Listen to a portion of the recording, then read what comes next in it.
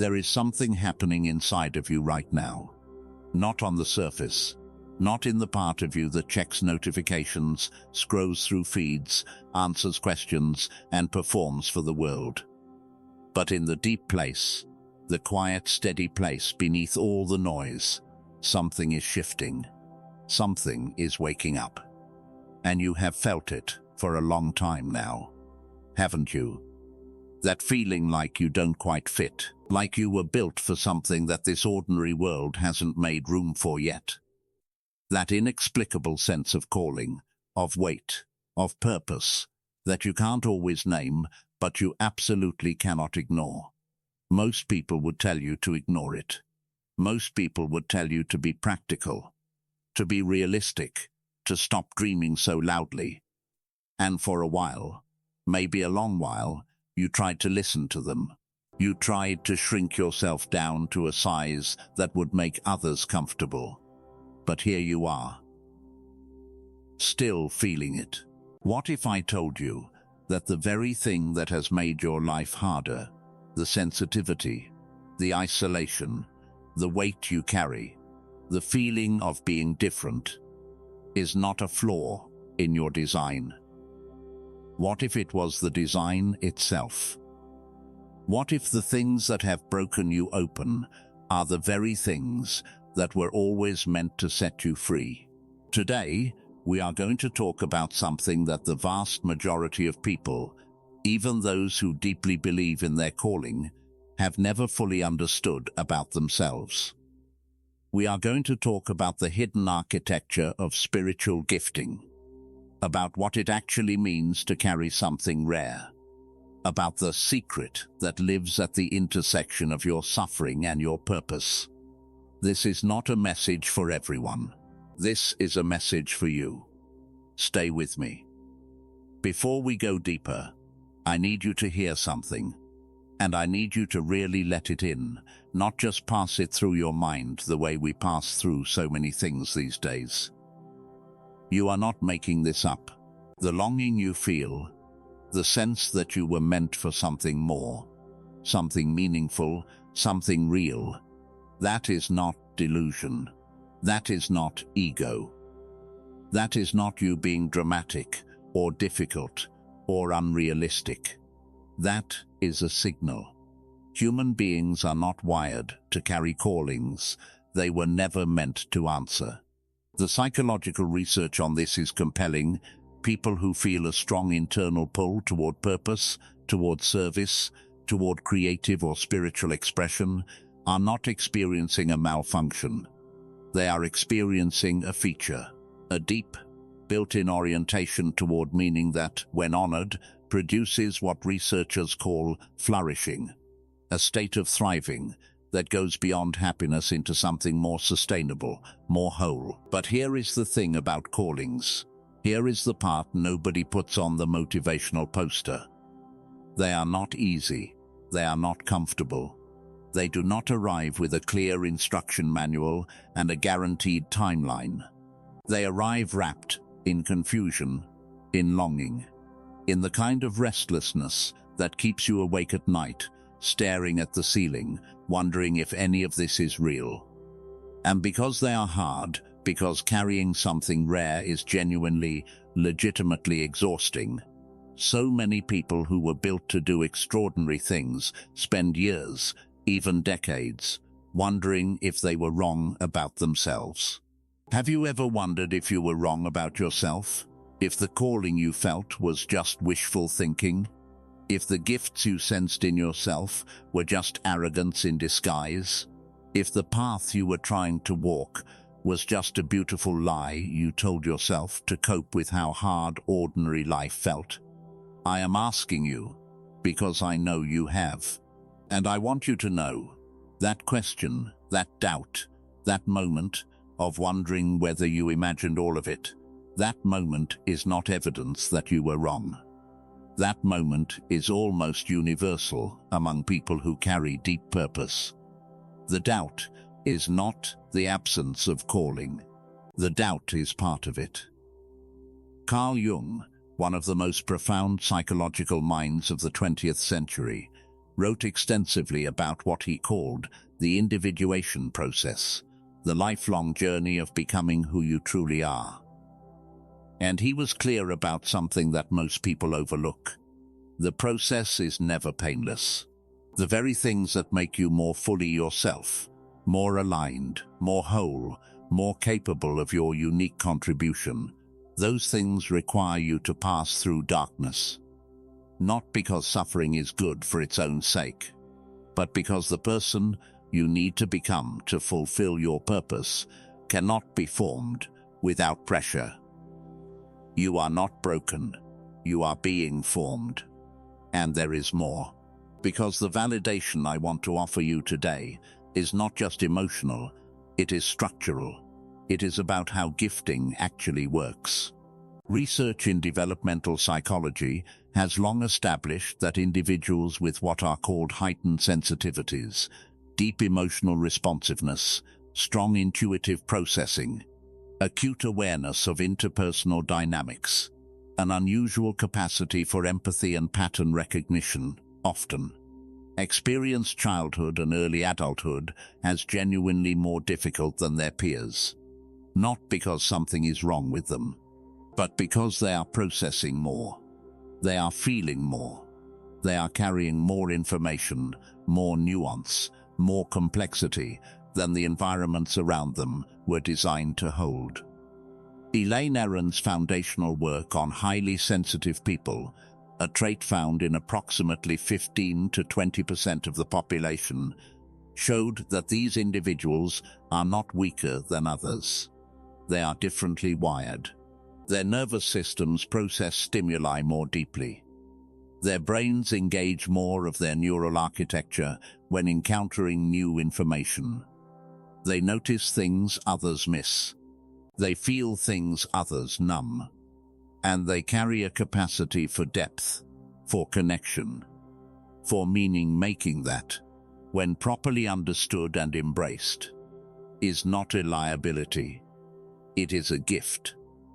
A costly gift. A demanding gift. A gift that can feel, on the wrong day, like a burden too heavy to bear. But a gift nonetheless. If you have ever been told that you are too sensitive, too intense, too deep, too much, I want you to hear this clearly. The people who said that were measuring you by a standard that was never built for what you carry. They were not wrong to find you different. They were wrong to call different a problem. But now I want to go somewhere harder with you. Because I promised you truth today, and truth is not always warm at first. Sometimes it arrives cold and clarifying, like a winter morning that wakes you up completely. Here is what I know about the people who carry the kind of gifts we are talking about today. At some point in their lives, sometimes many points, they break, not metaphorically, not in a poetic sense, actually break. They reach a place where the gap between who they are becoming and the life they are living becomes too wide to keep pretending across, where the weight of carrying something nobody else seems to see or understand becomes genuinely unbearable, where every spiritual framework they have relied on, every affirmation they have repeated, every practice they have maintained, stops being enough to hold back the tide, and they fall apart. Maybe you know this place. Maybe you are in it right now. Maybe you came to this video carrying something heavy. A disappointment that will not heal. A dream that has not moved in what feels like forever. A season of spiritual silence so complete it has made you question everything you thought you knew about yourself and your path. I want to speak directly to that place in you right now. Not with platitudes. Not with a list of things to do to feel better. But with something more honest than that. The breaking is part of the process. I know that sounds like exactly the kind of thing people say when they don't know what else to say.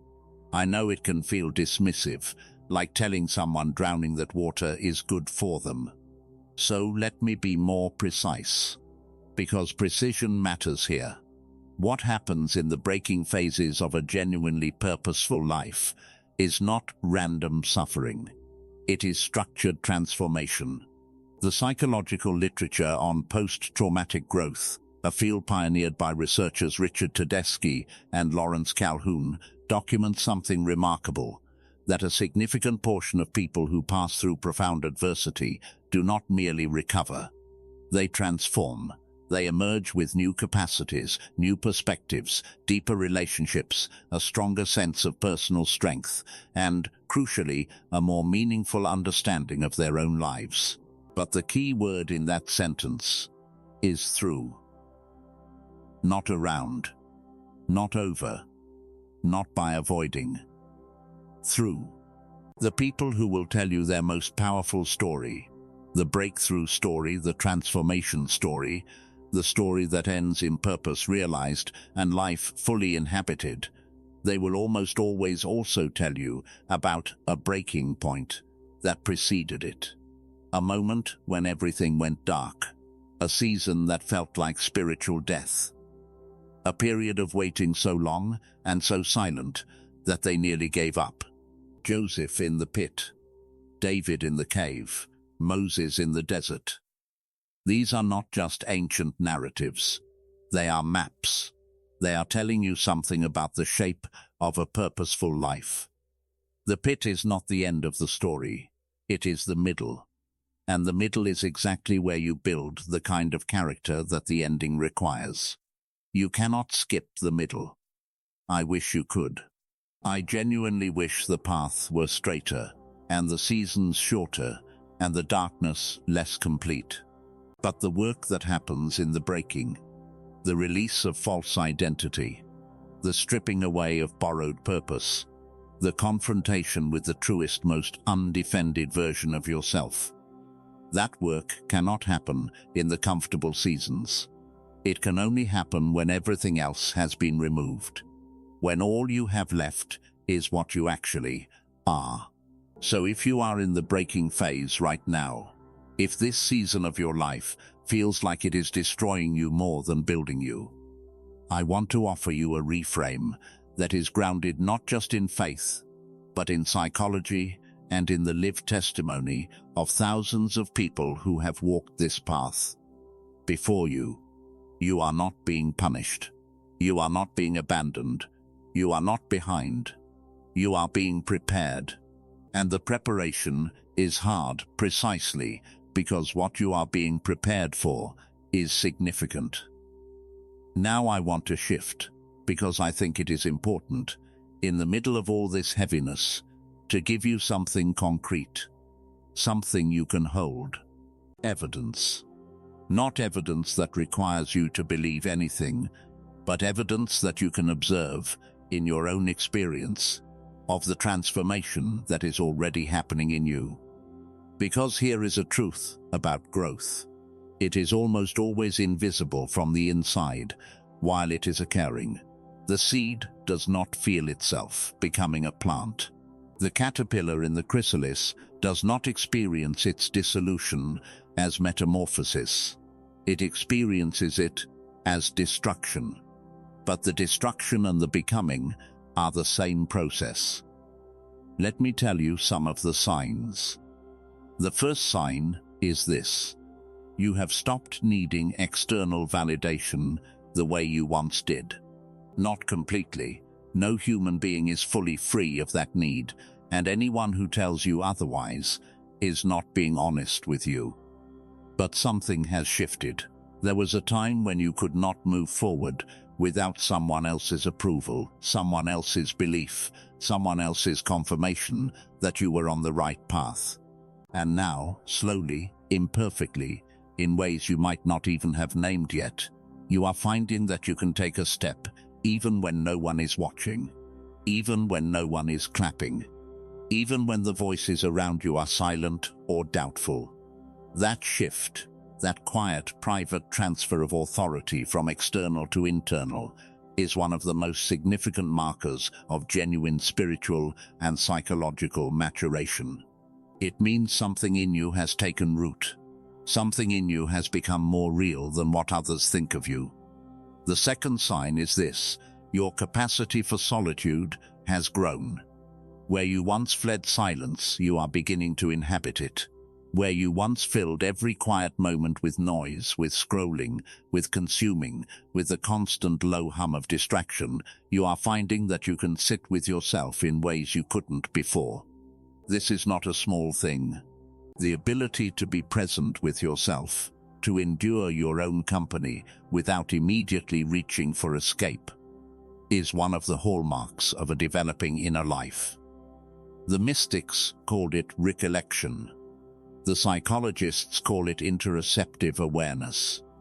The practical name for it is this: you are becoming someone who knows themselves. And people who know themselves are far more difficult to manipulate, far more capable of genuine intimacy, and far more able to give the world what they uniquely have to offer. The third sign is this: you are beginning to release relationships and environments that required you to be less than you are. This one is painful. This one costs something, because the people and places that shrink us are often also the people and places we love most, or at least the ones we have known longest. Releasing them, or redefining our relationship with them, is not betrayal. It is not abandonment. It is not arrogance. It is the necessary act of someone who has finally accepted that they cannot grow into the fullness of who they are, while continuously choosing the confinement of who others needed them to be. If you are in the middle of this release right now, if it aches and confuses you and makes you wonder whether you are doing the right thing, I want to name it as what it is. It is maturity. It is courage. It is love for yourself and, paradoxically, love for others, because people who are fully themselves give far more to the world than people who are perpetually constrained. The fourth sign is this: your pain has begun to feel purposeful. Not that the pain is gone, it may not be. Not yet. But there has been a shift in your relationship with it. Where you once experienced suffering as purely arbitrary, as something happening to you from outside yourself, there is now a quieter, less panicked way you carry it. A sense, however fragile, however intermittent, that there is meaning in what you are moving through. That it is not wasted. That somewhere on the other side of it, there is something you could not have had without it. This is what Viktor Frankl called the will to meaning, the distinctly human capacity to find purpose even in the most brutal circumstances. When that capacity begins to emerge in you, not as a spiritual platitude you have heard, but as a lived, felt reality in your own body and mind, it is a marker. It means you are integrating. It means the suffering is becoming wisdom. It means you are closer than you think. The fifth sign is this: you have become more comfortable with mystery. There was a time, and perhaps this time is not so far behind you, when not knowing felt like a crisis, when unanswered questions felt like a threat to your faith, to your sense of self, to your ability to move forward. And now, again, imperfectly, but genuinely, you are learning to hold open questions without requiring immediate resolution.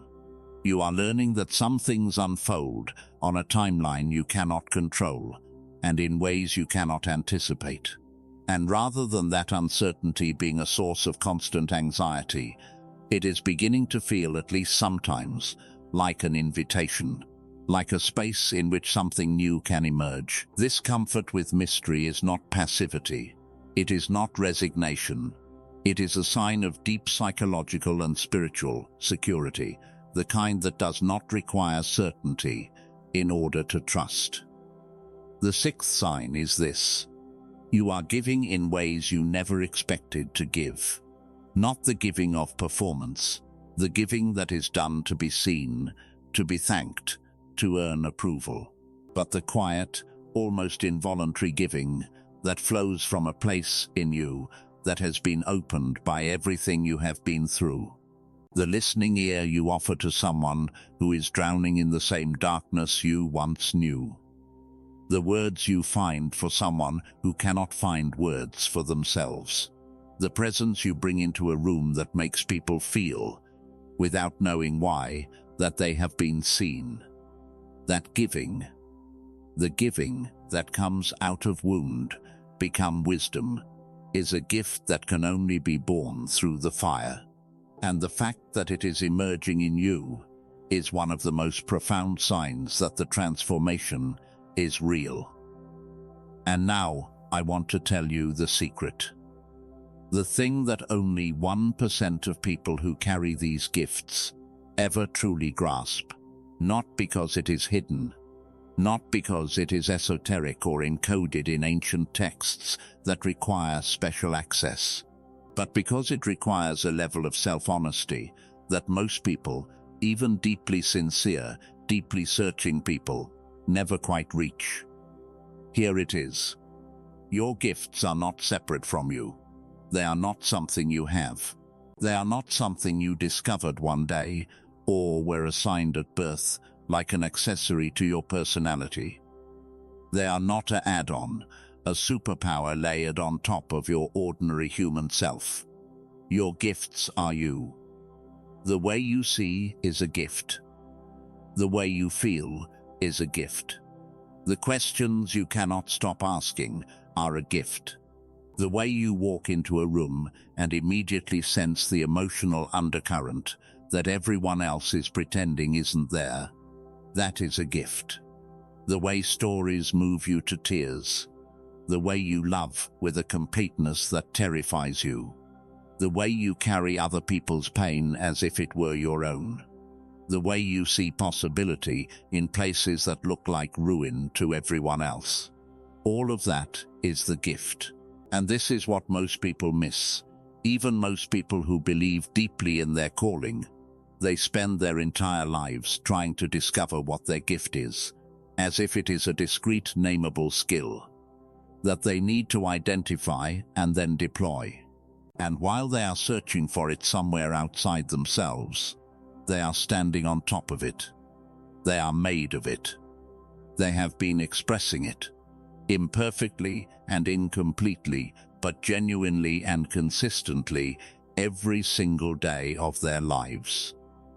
The search for your gift was never meant to lead you out of yourself. It was always meant to lead you more deeply in. There is a concept in depth psychology called the authentic self, the core of who a person is beneath the adaptations, the masks, the strategies for survival that accumulate over a lifetime of navigating a world that was not always designed with you in mind. Most people live at a significant distance from their authentic self. They live in the constructed self, the self that learned to be palatable, to be manageable, to be comprehensible to others. The self that filed down its edges so it could fit through doors that were not built for it.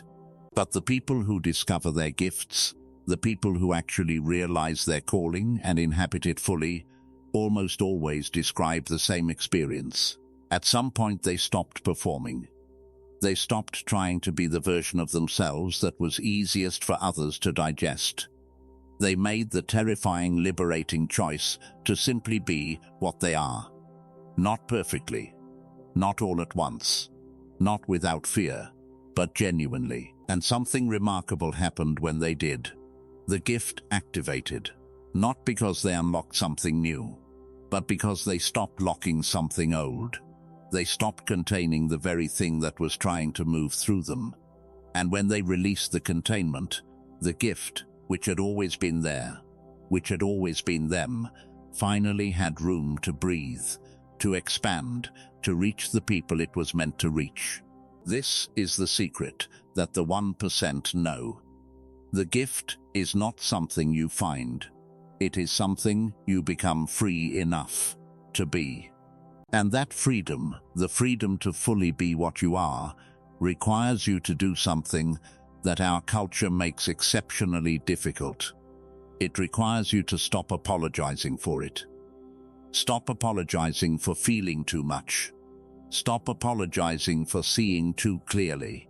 Stop apologizing for asking the questions that make people uncomfortable. Stop apologizing for not being able to fit yourself into containers that were never made for you.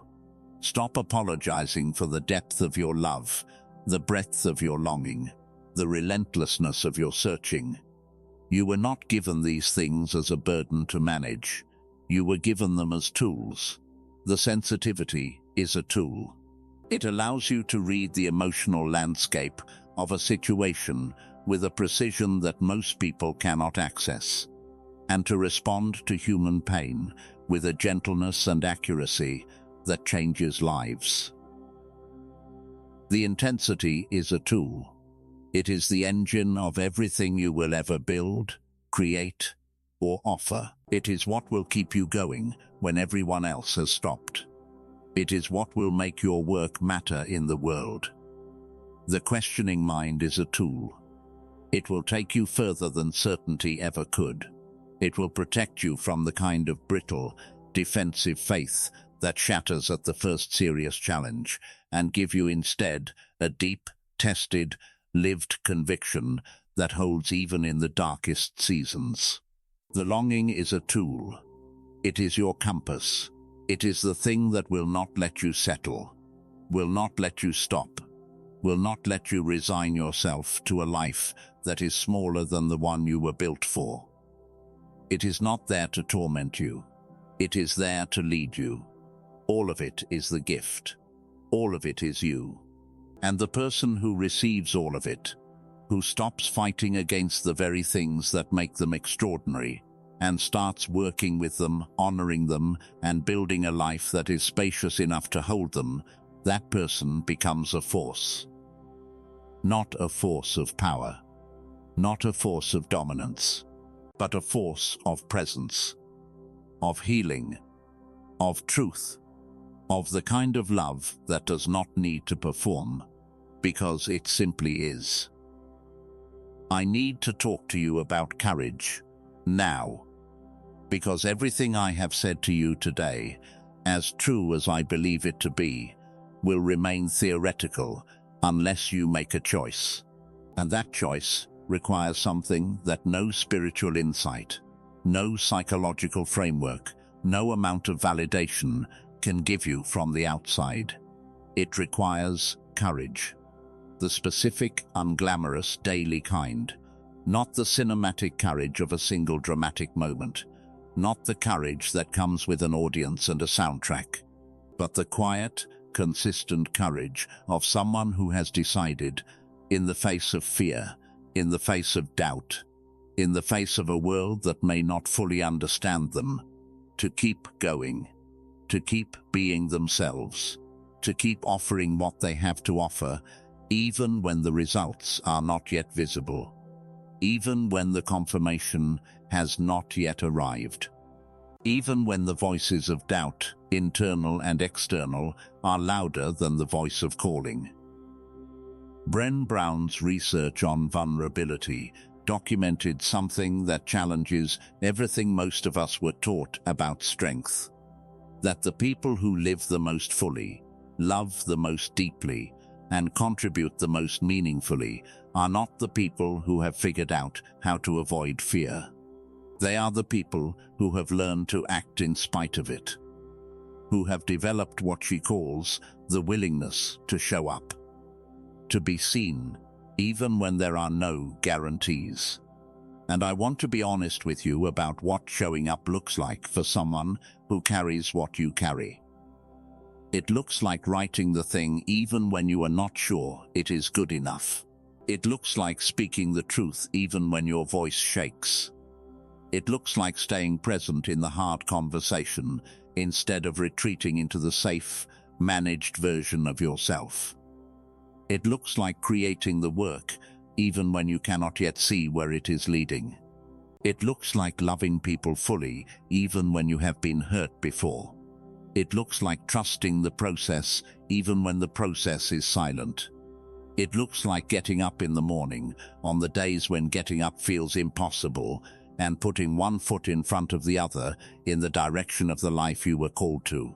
Not because it is easy, not because you feel inspired, but because you have decided that who you are is worth showing up for.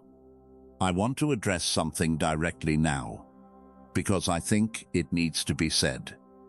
There will be people in your life, people who love you, people whose opinion you genuinely care about, who will not understand your path, who will see your pursuit of purpose and calling as impractical, as self-indulgent, as naive, who will, with the best intentions in the world, encourage you toward the smaller life, because they have settled for the smaller life themselves, and they cannot quite see beyond it. And the hardest kind of courage is the courage to honor your own knowing in the face of people whose love you are not willing to lose. I am not telling you to dismiss those relationships. I am not telling you that the people who doubt you are your enemies. I am telling you that the life you were built for cannot be built by committee. That the people who truly belong in your story, the ones who are meant to walk alongside you into your fullest expression, those people will be drawn to the real you. Not the performing you, not the contained you, not the carefully managed version of you that has been shaped by other people's comfort. The real you. And the real you requires courage to show. I want to say something to those of you who have been waiting for permission, waiting for the right moment, waiting until you feel ready, waiting until the fear is gone, waiting until you have more clarity, more confirmation, more certainty that this is really your path and not just a beautiful story you are telling yourself. I want you to hear this with love and with absolute clarity. The fear does not go away before you start. It goes away, or more accurately, it transforms into something manageable, something you can carry and walk with after you start. Courage is not the absence of fear. Courage is the decision that something matters more than the fear. And you already know what matters more. You have always known. That is the thing that has kept you here, kept you searching, kept you watching videos like this one, at whatever hour it is where you are right now. That knowing is your courage, waiting for you to claim it. So claim it. Not tomorrow, not after you figure out the rest of it. Not once the conditions are perfect. Now.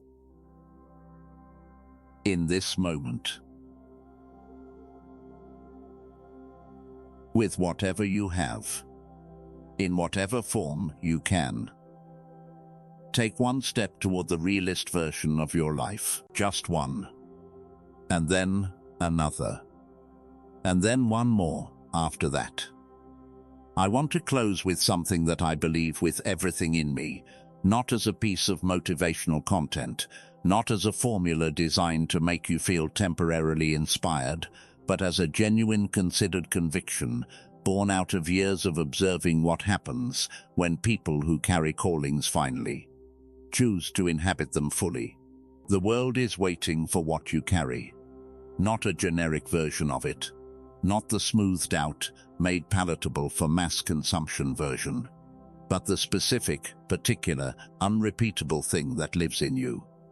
The thing that was shaped by every season you have walked through, every wound you have carried, every question you have refused to stop asking, every dawn you reached after a night when you were sure the dark would not end. There is nobody else in the world who has your exact combination of experience and capacity and love and seeing. Nobody. There are people with similar gifts, people who walk adjacent paths, people whose stories will resonate with yours. But nobody with your exact everything. Nobody who can give the world what you specifically have to give. And when you shrink, when you contain, when you manage, when you perform the smaller version of yourself to make others comfortable, the world loses something it cannot replace. It does not just lose a creative, or a healer, or a speaker, or a writer, or whatever the shape of your particular offering is. It loses the presence, the specific quality of your fully inhabited presence in a room. The way a conversation changes when you bring your whole self to it. The way a life is quietly redirected because of an encounter with you on a day when you happen to be fully yourself. You may never see those ripples. You may never know the full downstream effect of your courage to simply be what you are. But it is real. It is happening. It has already been happening, in ways small and large, for longer than you know. I want to speak now to the part of you that is tired. The part that has been walking this road for a long time and wonders sometimes, honestly, with no drama, just genuine exhaustion, how much longer? How much longer the preparation? How much longer the waiting? How much longer before the thing you have been moving toward becomes something you can see and touch and live in, rather than just sense and believe and hope for? I will not give you a timeline, because I do not have one, and anyone who gives you a specific timeline for your spiritual becoming is giving you something they do not have. What I will give you is this. Every season of preparation you have endured is in you. It is not wasted. It is not behind you in a way that means it no longer counts. It is in you, encoded in the depth of your empathy, the precision of your insight, the groundedness of your faith, the breadth of your capacity to hold pain without being destroyed by it. You are carrying every hard season you have survived. And all of it will be used. All of it will matter. All of it will become part of what you give. The preparation is not separate from the purpose.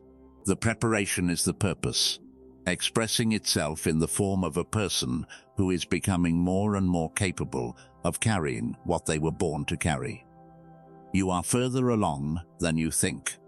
You are more ready than you feel. And the life that is waiting for you, the one you can feel at the edge of your sensing, just beyond the current horizon, it is real. It is being built. Every step you take in faithfulness and courage and authenticity is a brick in the wall of that life. Keep laying bricks. I want to tell you something that I do not say lightly. The fact that you are still here, still searching, still asking, still moving toward your calling, despite everything that has tried to stop you, is itself an act of profound courage and profound faithfulness. Most people give up. Not dramatically, not in a single moment of decision, but quietly, incrementally, in 1,000 small surrenders over years, a quieting here, a shrinking there, a dream quietly folded up and put in a drawer where it gradually stops making noise. You are still here, still asking, still reaching, still refusing on some fundamental level that even your doubt cannot fully extinguish, to accept that this is all there is. That refusal is a gift. It is your calling, maintaining its claim on you, even when you are not sure you can maintain your claim on it. Honor it. Tend to it. Give it space to breathe and grow and express itself. And know that you are not alone in this. You are part of a lineage, not a lineage of blood, but a lineage of seeking, of the people in every generation who refused to settle, who kept asking the harder questions, who gave their lives to something greater than comfort or approval or certainty. You belong to that lineage, and that lineage is calling you forward. Before I let you go, I want to speak directly to the community, to the family that is forming around this channel. Last Call for the Chosen is not just a name, it is a declaration, a reminder that no matter how late it feels, no matter how far the road has been, no matter how many times you have doubted whether you were really meant for more, the call has not been rescinded. The invitation has not been withdrawn. The door has not been closed. It is still open, and this channel exists as a space, a consistent, faithful space, for the people who are still hearing the call and are choosing, even in the face of everything, to answer it. If today's message has touched something real in you, if something in what was said here resonated with what you have been carrying in private, I want to invite you to do a few things. First, and I say this not as a social media metric, but as a genuine spiritual act, share this video with someone who needs it. You know who they are. The friend who has been disappearing into doubt. The family member who has stopped talking about their dreams. The person in your life who carries something rare and has been told, in 1,000 ways, that rare is a problem. Send it to them. Not with a message that says, "Watch this." Send it with a message that says, "This made me think of you." Because being thought of, being seen, is exactly what someone in the breaking phase needs most. Second, subscribe to this channel. Not because the subscriber count matters more than the content, but because this is a signal to yourself and to the algorithm that determines who hears this next, that you are choosing to regularly return to a space that reflects the deeper truth of who you are and why you are here. The content we consume shapes the way we see ourselves. Choose content that sees you accurately. Third, leave a comment. Tell me, and tell this community, what part of today's message landed for you. What truth did you recognize?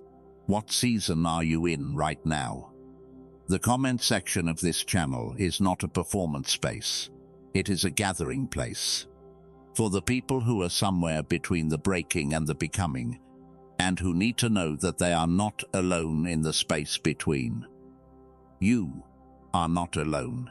Fourth, give yourself permission.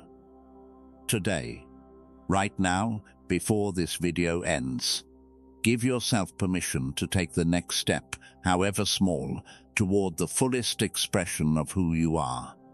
Not the step that is comfortable. Not the step that everyone around you will understand. The step that your deepest, truest self has been asking you to take for longer than you can remember. The step that feels a little like falling and a little like flying at the same time. That is the step. Take it. To everyone who has walked all the way to the end of this message, thank you. Not for the watch time, but for the trust it takes to stay present with something this honest for this long. In a world of 3-second content and constant distraction, choosing depth is itself an act of resistance. It says something about who you are. It says you are still here. It says you still believe. It says the call is still alive in you. Good. Keep answering it. One day, maybe not tomorrow, maybe not this season, but one day, you are going to stand in the middle of a life that looks and feels like the one you were always meant to be living. And you are going to trace it back. Back through every hard season, every breaking point, every moment of doubt and silence and waiting. And you are going to understand, with a clarity that goes all the way down to the floor of you, that none of it was wasted, that all of it was the making of you, that the path was exactly right, even when it was exactly hard, that the gift was always in you, and that the world, your world, the specific corner of it that only you can reach, is better, because you chose to be fully in it. This has been last call for the chosen. The call went out. You answered. That is everything.